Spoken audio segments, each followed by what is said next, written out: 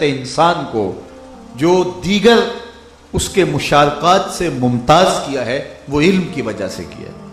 ہمارے مناطقہ کہتے ہیں انسان کے لیے فصل ممیز نطق ہے کہ وہ اپنے مشارکات سے ممتاز بوجہ نطق، بولنے کی وجہ سے وہ ممتاز ہے۔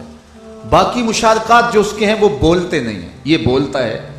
تو یہ نطق ایسی شے ہے جو اس کو دوسرے اس کے مشارکات سے ممتاز کر دیتی ہے۔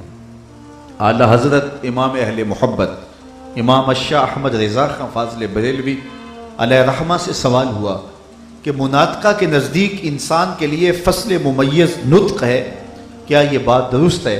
تو اعلی حضرت فرمانے لگے کہ انسان کے لیے فصل ممیز نطق نہیں بلکہ علم ہے۔ علم کی وجہ سے حضرت انسان باقیوں سے ممتاز ہوا، بلکہ فرشتوں سے حضرت انسان کا جو امتیاز پیدا ہوا وہ بھی علم کی وجہ سے ہوا۔ جب اللہ تعالیٰ نے حضرت انسان کی تخلیق کرنا چاہی تو فرشتوں سے کہا کہ میں اپنا نائب بنانا چاہ رہا ہوں، زمین پہ اپنا خلیفہ بنانا چاہ رہا ہوں۔ تو انہوں نے کیا کہا کہ اے اللہ یہ تو خون ریزیاں کرے گا، یہ تو دجل و فریب کرے گا، یہ تو فسادات بپا کر دے گا، اور ہم تیری تسبیح اور تیری پاکیزگی بولنے کے لیے کافی ہیں۔ تو اللہ جل شانہ نے فرمایا جو میں جانتا ہوں وہ تم نہیں جانتے۔ اب اللہ نے یہ کہا کہ میں اپنا نائب بنانا چاہتا ہوں زمین پہ، تو فرشتوں نے کہا یہ شر کرے گا، فساد کرے گا، لڑائی کرے گا، دھینگا مشتی ہوگی، فساد ہوگا، دنگا ہوگا، چونکہ عناصر اربعہ کا مجموعہ ہے، آگ، ہوا، مٹی اور پانی، ان چار چیزوں کے مجموعے کا نام انسان ہے۔ تو یہ چاروں چیزیں ہی متضاد و نسبت ہیں۔ آگ کا کام بھڑکنا ہے، پانی کا کام بجھانا ہے، ہوا کا کام اڑانا ہے، مٹی کا کام نیچے بیٹھنا ہے۔ تو یہ چاروں چیزیں ہی آپس میں متضاد ہیں۔ تو یہ متضاد عناصر کا جو مجموعہ انسان ہے، یہ کس طرح جو ہے وہ شر اور فساد اور لڑائی اور جھگڑے سے بچ پائے گا؟ تو انہوں نے کہا کہ مالک یہ تو لڑائی کرے گا۔ اللہ اکبر، اور اپنی خوبیاں بیان کی، ہم تیری پاکیزگی بولتے ہیں، ہم تیرے نام کی تسبیحیں پڑھتے ہیں، تیرے ذکر کے وظیفے پڑھتے ہیں۔ انسان کی خامیاں بیان کی اور اپنی خوبیاں بیان کی۔ مطلب کیا کہ ہمیں نیابت کا تاج دیا جائے۔ دیکھیے الیکشن میں ووٹ مانگنے کے دو طریقے ہوتے ہیں۔ ایک ڈائریکٹ ووٹ طلب کر لیا جائے کہ جناب میں ووٹ کا حقدار ہوں، مجھے ووٹ دیا جائے، منتخب مجھے کیا جائے۔ اور دوسرا طریقہ یہ ہوتا ہے کہ اپنے مد مخالف کے نقائص اور اس کی خامیاں گنوائی جائیں اور اپنی خوبیاں اور اپنے کام بتائے جائیں۔ یہ دوسرا طریقہ ہوتا ہے کہ جو میرا فریق مخالف ہے اس نے تو کچھ کیا ہی نہیں ہے، وہ تو صلاحیتوں سے مالک ہی نہیں ہے، وہ تو کچھ ڈلیوری نہیں کر سکتا، نہ ماضی میں اس نے کیا ہے، اور اپنا کہا جاتا ہے میں آپ کا پرانا خدمت گزار ہوں، جناب میں نے یہ سڑک بھی بنائی تھی، یہ پل بھی بنایا تھا، میں نے آپ کے علاقے کے اندر جو ہے وہ گیس کی سپلائی بھی کروائی، میں نے یہ بھی کیا۔ اپنے کام گنوائے جائیں اور دوسرے مد مخالف کے نقائص گنوائے جائیں، تو اس کا مطلب کیا ہوتا ہے کہ ووٹ کا حقدار وہ نہیں، ووٹ کا حقدار میں ہوں۔ فرشتوں نے حضرت انسان کی خامیاں بیان کی اور اپنی خوبیاں بیان کی۔ وہ لڑائی کرے گا، وہ فساد کرے گا، وہ شر کرے گا، ہم تیری تسبیح بولتے ہیں، تیرے ذکر کے وظیفے پڑھتے ہیں، تیرے نام، تیری تقدیس کے ترانے پڑھتے ہیں۔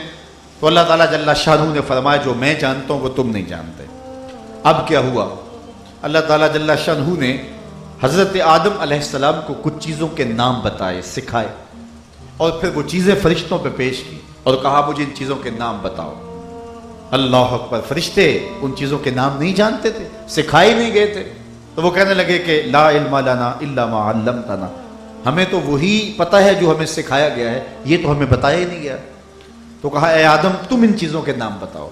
تو حضرت آدم علیہ السلام چونکہ سکھائے گئے تھے تو انہیں حضرت امام راضی فرماتے ہیں یہ بھی بتایا گیا حتی القصہ والقصیہ، انہیں یہ بھی بتایا گیا تھا یہ پیالہ ہے، اور یہ بھی بتایا گیا تھا یہ پیالی ہے، یہ بھی بتایا گیا تھا کہ یہ اس کا میٹیریل کیسے بنتا ہے، اور یہ ٹوٹ جائے تو اس کو جوڑنا کیسے ہے، صفاتھا و نعوتھا، چیزوں کے وصف بیان کیے، ان کی خوبیاں بیان کی، ان کے اجزائے ترکیبیہ بتائے، پھر اس کو عربی میں کیا کہتے ہیں، ہندی میں کیا کہتے ہیں، سندھی میں کیا کہتے ہیں، ہر زبان میں اس کا نام بھی بتایا۔ تو تو آدم علیہ السلام سے کہا ان کے نام بتاؤ، تو انہوں نے کہا اس کا یہ نام ہے. تو اللہ تعالیٰ نے فرشتوں سے کہا میں نے کہا نہیں تھا جو میں جانتا ہوں وہ تم نہیں جانتے، میں زمین و آسمان کی پوشیدہ چیزوں کو جانتا ہوں. اللہ اکبر. تو کہا کہ اب آدم کے علم کا تفوق تمہارے اوپر ثابت ہو گیا، اب میرے آدم کو سجدہ کرو. تو حضرت آدم کے سامنے فرشتوں کی پیشانی کو جھکایا گیا اور حضرت آدم کا تفوق ثابت کیا گیا. اور وہ ثابت کیسے ہوا؟ علماء فرماتے ہیں قرآن مجید کی ان آیات سے واضح ہے کہ وہ تفوق علم کی وجہ سے حضرت آدم کی فضیلت اور ان کا شرف فرشتوں پہ ثابت ہوا، چونکہ وہ جو جانتے تھے وہ فرشتے نہیں جانتے تھے. تو اعلیٰ حضرت بولے کہ انسان کے شرف کا سبب نطق نہیں ہے، انسان کے شرف کا سبب علم ہے.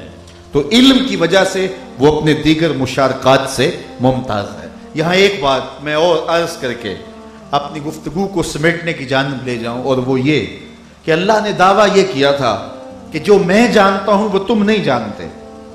دعویٰ تو یہ تھا نا، انی عالم ما لا تعلم، جو میں جانتا ہوں وہ تم نہیں جانتے.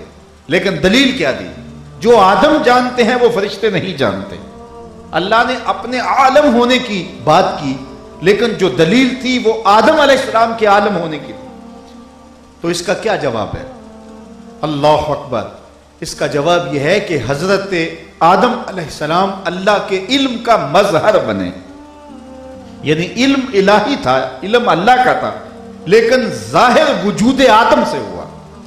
میں کہوں کہ میں مصور ہوں تو میرے 5.5 فٹ کے وجود سے تو آپ نہیں اندازہ کر سکتے کہ میں مصور ہوں. میرے بولنے سے تو اندازہ نہیں کیا جا سکتا کہ میں مصور ہوں. کیسے پتا چلے گا کہ میں مصور ہوں؟ میرا دعویٰ ہے میں مصور ہوں. تو میں کاغذ کا ایک ٹکڑا لوں گا، اس خالی ٹکڑے کو آپ کے سامنے رکھوں گا اور پھر اس کے اوپر تصویر تراشوں گا. اور جب تصویر تراش لوں اور آپ کو دکھاؤں، آپ تصویر کو دیکھ کے واہ واہ کر اٹھے، تو میں کہوں کہ یہ تصویر میں نے تراشی ہے، تو آپ اس تصویر کو دیکھیں گے، مصور مجھے مان جائیں گے. وہ کاغذ کا ٹکڑا میرے فن کا مظہر ہوا. یعنی میرا جو فن مصوری تھا اس کا ظہور کاغذ پہ ہوا. فن میرا تھا، ظاہر کاغذ پہ ہوا. آپ دیکھیں گے کاغذ کو مانیں گے مجھے. علم اللہ کا تھا، ظاہر آدم کے وجود سے ہوا. تو کہا انی عالم ما لا تعلمون، یہ دعویٰ تھا. اور آگے جب اس وجود سے علم ظاہر ہوا تو کہا کہ میں نے کہا نہیں تھا کہ میں زمین و آسمان کی پوشیدہ چیزوں کو جانتا ہوں. یہاں شیخ محقق کی ایک بات سن لیجئے. وہ فرماتے ہیں کہ صرف حضرت آدم نہیں، سارے نبی اللہ کی صفات کے مظہر ہیں. اللہ کے نبی اللہ کی صفتوں کے مظہر ہیں. اگر اس کا جلال دیکھنا ہو تو جناب موسیٰ کو دیکھو، اگر اس کا جمال دیکھنا ہو جناب یوسف کو دیکھو، اگر اس کا حلم دیکھنا ہو تو جناب ابراہیم کو دیکھو، اگر اس کا صبر دیکھنا ہو اللہ کے سارے نبی اللہ جل شانہ کی صفات کے مظہر. اور پھر فرمایا سارے نبی اللہ کی صفات کے مظہر ہیں، اور میرے آقا اللہ کی صفات کے بھی مظہر ہیں، اللہ کی ذات کے بھی مظہر ہیں. سر سے لے کر پاؤں تک تنویر ہی تنویر ہے، جیسے منہ سے بولتا قرآن وہ تفسیر ہے. سوچتی ہے دنیا مصطفیٰ کو دیکھ کر وہ مصور کیسا ہوگا جس کی یہ تصویر ہے. اس مصور کو تو کسی نے آج تک دیکھا ہی نہیں ہے. اقبال نے کہا تھا نا شکوے میں، خو گرے پے کرے محسوس تھی انسان کی نظر، بن دیکھے خدا کو پھر کوئی مانتا کیوں کر. انسان کی نظر تو دیکھنے کی عادی تھی، محسوسات کی عادی تھی. مبصر چیزوں کو دیکھ کر کے پھر انسان مانا کرتا تھا. یہ انسان کا مزاج رہا ہے. قوم موسیٰ نے کہا لن نؤمن لک حتی نری اللہ جہرا، ان کی خوبیاں بیان کی، ان کے اجزائے ترکیبیاں بتائے، پھر اس کو عربی میں کیا کہتے ہیں، ہندی میں کیا کہتے ہیں، سندھی میں کیا کہتے ہیں، ہر زبان میں اس کا نام بھی بتایا. تو آدم علیہ السلام سے کہا ان کے نام بتاؤ، تو انہوں نے کہا اس کا یہ نام ہے. تو اللہ تعالیٰ نے فرشتوں سے کہا میں نے کہا نہیں تھا جو میں جانتا ہوں وہ تم نہیں جانتے، میں زمین و آسمان کی پوشیدہ چیزوں کو جانتا ہوں. اللہ اکبر. تو کہا کہ اب آدم کے علم کا تفوق تمہارے اوپر ثابت ہو گیا، اب میرے آدم کو سجدہ کرو. تو حضرت آدم کے سامنے فرشتوں کی پیشانی کو جھکایا گیا اور حضرت آدم کا تفوق ثابت کیا گیا. اور وہ ثابت کیسے ہوا؟ علماء فرماتے ہیں قرآن مجید کی ان آیات سے واضح ہے کہ وہ تفوق علم کی وجہ سے حضرت آدم کی فضیلت